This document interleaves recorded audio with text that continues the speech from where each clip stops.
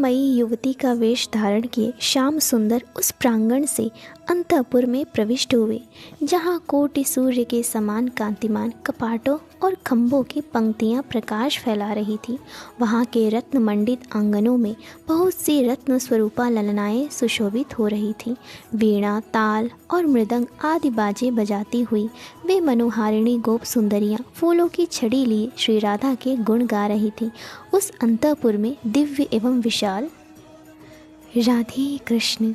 आज की कथा है श्री कृष्ण का गोप देवी रूप में वृषभानु भवन में जाकर श्री राधा से मिलना। चलिए शुरू करते हैं। राजा बहुलाश्रव बोले, मुने, श्री राधा कृष्ण के चरित्र को सुनते सुनते मेरा मन अघाता नहीं। ठीक उसी तरह जैसे शरद ऋतु के प्रफुल्ल कमल का रसपान करते समय भ्रमरों को तृप्ति नहीं होती, ब्राह्मण तपोधन श्री कृष्ण पत्नी रासेश्वरी द्वारा तुलसी सेवन का व्रत पूर्ण कर लिए जाने के बाद जो वृतांत घटित हुआ वह मुझे सुनाइए। श्री नारद जी ने कहा, राजन, श्री राधिका की तुलसी सेवा के निमित्त की गई तपस्या को जानकर उनकी प्रीति की परीक्षा लेने के लिए एक दिन भगवान श्री कृष्ण वृषभानुपुर में गए।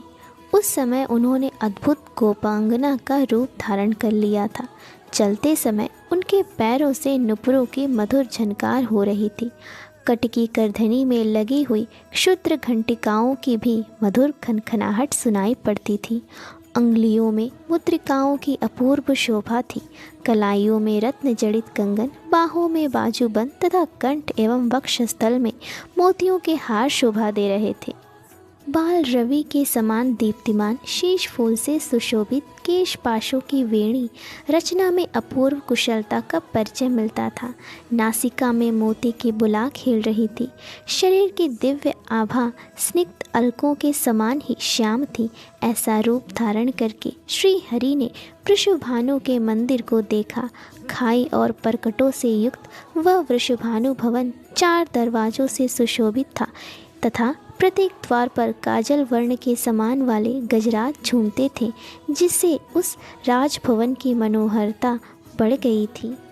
उस मंडप का प्रांगण वायु तथा मन के समान वेगशाली एवं हार और चांवरों से सुसज्जित विचित्र वर्ण वाले अश्वों से शोभा पा रहा था। गौओं के समुदाय तथा धर्म दुरंदर वृषभ वृंद से भी उस भवन की बड़ी शोभा हो रही थी। बहुत से गोपाल वहाँ वंशी और वेद धारण किए गीत गा रहे थे। मायामयी युवती का वेश धारण किए श्याम सुंदर उस प्रांगण से अंतःपुर में प्रविष्ट हुए, जहाँ कोटि सूर्य के समान कांतिमान कपाटों और खंभों की पंक्तियाँ प्रकाश फैला रही थी। वहाँ के रत्न मंडित आंगनों में बहुत सी रत्न स्वरूपा ललनाएँ सुशोभित हो रही थी। वीणा, ताल, मृदंग आदि बाजे बजाती हुई वे मनोहार। उस अंतःपुर में दिव्य एवं विशाल उपवन की छटा छा रही थी। उसके भीतर अनार, कुंद, मंदार, नींबू तथा अन्य ऊंचे ऊंचे वृक्ष लहलहा रहे थे। केतकी, मालती और माधवी लताएं उस उपवन को सुशोभित करती थीं। वहीं श्री राधा का निकुंज था, जिसमें कल्प वृक्ष के पुष्पों की सुगंध भरी थी। उस उपवन में मधु पीकर मतवाले हुए भौरे टूट पड़ते थे। वहाँ शीतल मंद सुगंध वायु चल रही थी, जो सहस्त्रदल कमलों के परागों को बारंबार बिखेरा करती थी। उस उद्यान में निकुंज शिखरों पर बैठे हुए नर कोकिल, मादा कोकिल, मोर, सारस और शुक पक्षी मीठी आवाज़ में गूंज रहे थे। वहाँ फूलों की सहस्त्रों शैयाएँ सज्जित थीं और पानी की हजारों नहरें बह रही थीं। वहाँ के मेघ मंदिर में सैकड़ों फुहारे छूट रहे थे। बाल सूर्य के समान कांतिमान कुंडल तथा विचित्र वर्ण वाले वस्त्र धारण किए करोड़ों सुंदर मुखी सखियाँ वहाँ श्री राधा के सेवा कार्य में अपनी कुशलता का परिचय देती थीं। उनके बीच में श्री राधिका रानी उस राज मंदिर में टहल रही थीं। वह राज मंदिर केसरिया रंग के सूक्ष्म वस्त्रों से सजाया गया था। वहाँ की भूमि पर पर्वतीय पुष्प, जलज पुष्प तथा स्थल पर होने वाले बहुत से पुष्प और कोमल पल्लव इतनी अधिक संख्या में बिछाए गए थे कि वहाँ पांव रखने पर गुल्फ अर्थात घुट्टी तक का भाग ढक जाता था। मालती के मकरंदों की बूंद वहाँ झरती रहती थी।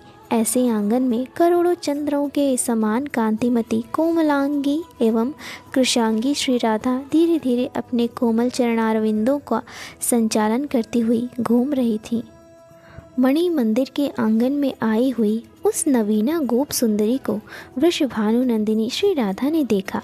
उसके तेज से वहाँ की समस्त ललनाएं हतप्रभ हो गईं, जैसे चंद्रमा के उदय होने से ताराओं की कांति फीकी पड़ जाती है। उसके उत्तम एवं महान गौरव का अनुभव करके श्री राधा ने अभ्युत्थान दिया अर्थात अगवानी की और दोनों बाहों से उसका गाढ़ आलिंगन करके उसे दिव्य सिंहासन पर बिठाया। फिर लोक रीति के अनुसार जल आदि उपचार अर्पित करके उसका सुंदर पूजन आरंभ किया। श्री राधा बोली, सुंदरी सखी, तुम्हारा स्वागत है। मुझे शीघ्र ही अपना नाम बताओ। तुम स्वतः आज यहाँ आ गई, यह मेरे लिए ही महान सौभाग्य की बात है। इस भूतल पर तुम्हारे समान दिव्य रूप का कहीं दर्शन नहीं होता। शुभ्रू, जहाँ तुम जैसी सुंदरी निवास करती है वह नगर निश्चय ही धन्य है। देवी, अपने आगमन का कारण विस्तार पूर्वक बताओ। मेरे योग्य जो कार्य हो वह तुम्हें अवश्य कहना चाहिए। तुम अपनी बाकी चितवन, सुंदर दीप्ति, मधुर वाणी, मनोहर मुस्कान, चाल ढाल और आकृति से इस समय मुझे श्रीपति के सदृश दिखाई देती हो। शुभे, तुम प्रतिदिन मुझसे मिलने के लिए आया करो।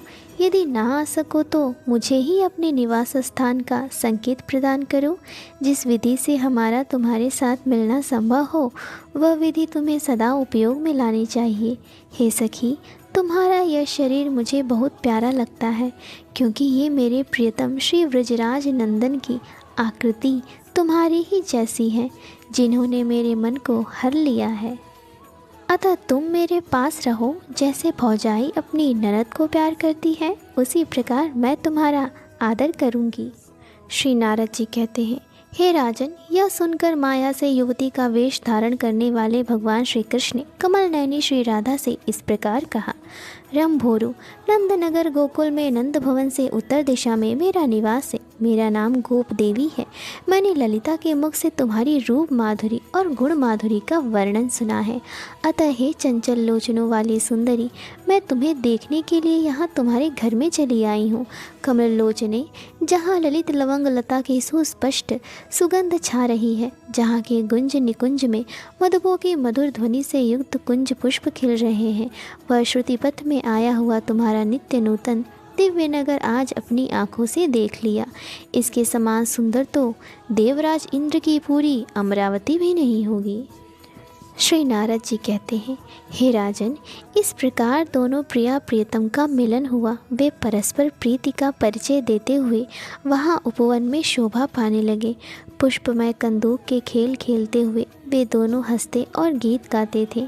वन के वृक्षों को देखते हुए वे इधर उधर विचरने लगे। कला कौशल से संपन्न कमल लोचना राधा को संबोधित करके गोप देवी ने मधुर वाणी से कहा, व्रजेश्वरी, नंदनगर यहाँ से दूर है और अब संध्या हो गई है, अतः जाती हूँ। कल प्रातःकाल तुम्हारे पास आऊँगी, इसमें संशय नहीं है। गोप देवी की यह बात सुनकर व्रजेश्वरी श्री राधा के नयनों से तत्काल आंसुओं की धारा बह चली। वे रोमांच तथा हर्षोद्गम के भाव से आवृत हो कटे हुए कदली के वृक्ष की भांति पृथ्वी पर गिर पड़ी। यह देख वहाँ सखियाँ शशांक हो गईं और तुरंत व्यजन लेकर पास खड़ी हो हवा करने लगी। उनके वस्त्रों पर चंदन पुष्पों के इत्र छिड़के गए। उस समय गोप देवी ने श्री राधा से कहा, राधिके, मैं प्रातःकाल अवश्य आऊँगी, तुम चिंता ना करो। यदि ऐसा ना हो तो मुझे गाय गोरस और अपने भाई की सौगंध है। यूँ कहकर माया से युवती का वेश धारण करने वाले श्री हरि श्री राधा को धीरज बधाकर श्री नंद गोकुल में चले गए। इस प्रकार श्री गर्ग संहिता में श्री वृंदावन खंड के अंतर्गत श्री राधा कृष्ण संगम नामक अध्याय पूर्ण हुआ। इसके आगे की कथा अगले भाग में। अगर आपको मेरी ये छोटी सी कथा अच्छी लगी हो तो प्लीज़ इसे लाइक, शेयर और सब्सक्राइब करें। धन्यवाद।